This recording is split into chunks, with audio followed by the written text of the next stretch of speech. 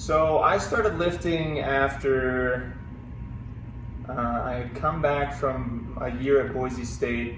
I essentially got kicked out. I flunked out. My mom was like, "I'm not going to be paying this much for you to be doing like super okay in school," which was fair. Like, I get that.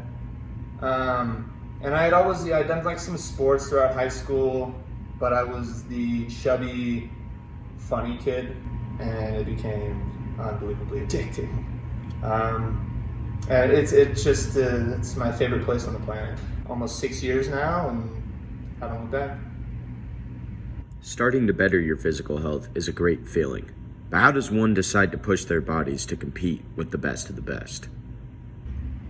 So I guess the inspiration for me to get into the competitive realm, I've always kind of teetered with the idea of maybe competing, but during the pandemic,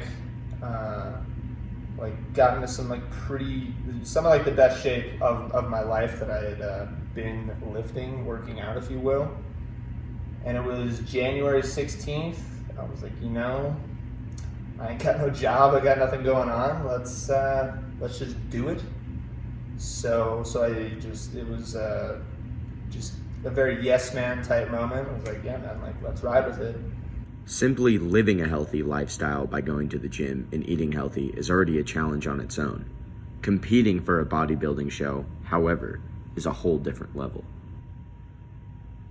Very typical cookie cutter bodybuilder diet, but it becomes pretty boring pretty fast with the food that you eat. And that was definitely challenging. I've never looked at so much food online probably before in my life, especially towards the end of the prep. I was obviously it's a mental battle. But I was definitely falling out of love with the gym, which has never happened before. I lived for the gym. And it was obviously pretty tough, coming up on peak week, we're cutting calories, we're in a depleting phase. The energy was just rock bottom. I would get up in the morning, go to the gym, and that was my expenditure of energy for the day. I really couldn't do it anymore. But those last few days, just having the guys there, it was like, whoa, this is super easy. Wow. So I think that is incredibly important. Stepping up to stage can be quite intimidating for some bodybuilders. Chase has had some experience when performing in front of a crowd. So if I had to describe the feeling of stepping on stage, I'm an actor, a thespian, if you will, so I'm not a stranger to that type of environment.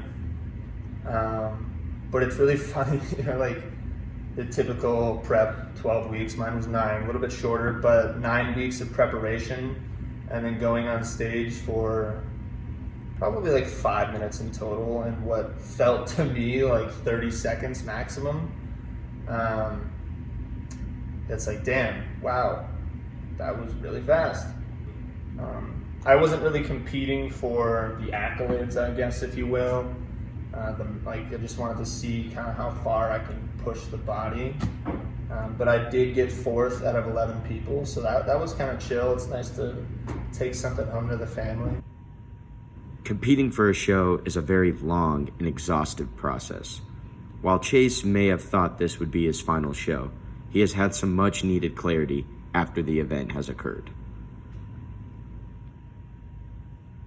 So my feelings post-show, kind of almost immediately after I stepped off stage, I was like, yep, that was fun, but I'm never gonna do that again.